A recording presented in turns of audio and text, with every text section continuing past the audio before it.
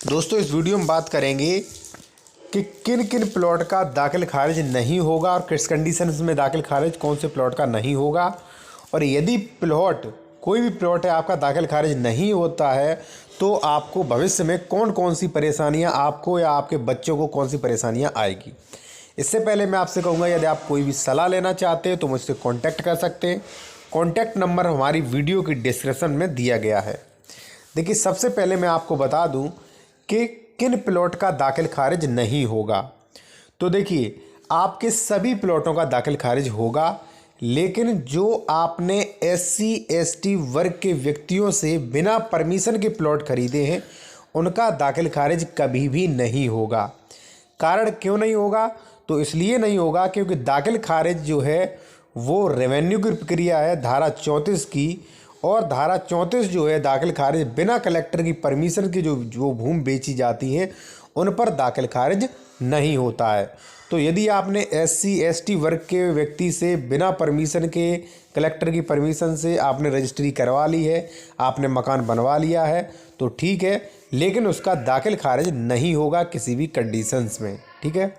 अब बात आती है कि यदि मान लीजिए आपने OBC से ख़रीदा है, ठीक है, या जर्नल से ख़रीदा है, आपने प्लॉट ख़रीद लिया है और आपने दाखिल खारिज नहीं करवाया है इस समय, तो आपको भविष्य में आपके बच्चों को क्या क्या परेशानियां आएंगी।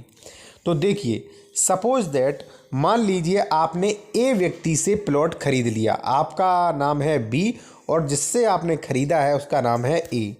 आज आपने A व्यक्ति से ख़रीद लिया, रजिस्ट्री करा ली, आप मालिक बन गए, घर भी बनवा लिया, ठीक है, आप कानूनी तरीके से मालिक हो गए, लेकिन दाखिल खारिज नहीं करवाया ना आपने। इसलिए खतौनी और फ़र्द जो होती हैं तहसील स्तर पर जो सरकारी डॉक्यूमेंट्स होते हैं, खतौनी खर्द ऑनलाइन निकलती हैं, उस पर A व्यक्ति का ही नाम होगा कि फलानी ज़मीन जो है वो A व्यक्ति के नाम अभी भी शो हो रही है। ठीक है। अब हो सकता है A व्यक्ति जो है वो उस आपके प्लॉट वाली ज़मीन जो उसने बेच चुका है उस पर लोन निकाल ले, ठीक है, या हो सकता है 5-10 साल बाद वो खसरा खतौनी के आधार पर किसी दूसरे व्यक्ति को भी बेच दे। ठीक है। मान लीजिए आपने दाखिल खारिज नहीं करवाया, ठीक है, आपने नहीं भरवा दी, और मान लीजिए A व्यक्ति ने फिर C को बेच दिया। C है दबंग टाइप का, उसने क्या किया, आपका कब्जा हटा दिया, उसने खुद पे कब्जा कर लिया। अब आप जाइए कोर्ट, ठीक है, भले ही आप जीत जाएंगे क्योंकि हमेशा पहला बैनामा मान्य होता है, लेकिन आपको कोर्ट कचहरी के चक्कर काटने पड़ेंगे और बहुत परेशानियां आएंगी। ठीक है। एक तो डबल रजिस्ट्री वाली समस्या, दूसरी समस्या जो है वो है लोन वाली समस्या, वो आपकी ज़मीन पर लोन भी ले सकता है KCC। तीसरी जो समस्या है वो है कि यदि A मर गया, ठीक है, तो उसके जो पुत्र होंगे उनके नाम वो ज़मीन चली जाएगी सरकारी डॉक्यूमेंट्स में। तो हो सकता है उनके पुत्र जो हों वो फ्रॉड हों, दबंग हों, ठीक है, या मान लीजिए बहुत बेकार किस्म के हो सकता है वो किसी और को बेच दे या वो लोन ले ले, या हो सकता है आपको परेशान करें आके कि आप हमारी ज़मीन छोड़िए, ये ज़मीन तो मेरे नाम है।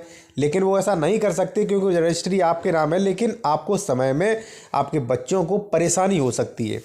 इसलिए आपने जो OBC से जर्नल से जो लीगल तरीके से प्लॉट ख़रीदा है SC ST को छोड़ के, वो आप तहसील स्तर पर दाखिल खारिज करवाएं, दाखिल खारिज का आवेदन करवाएं, जिससे आपके बच्चों को या उस प्रॉपर्टी को लेकर आपको कभी भी समस्या ना आए।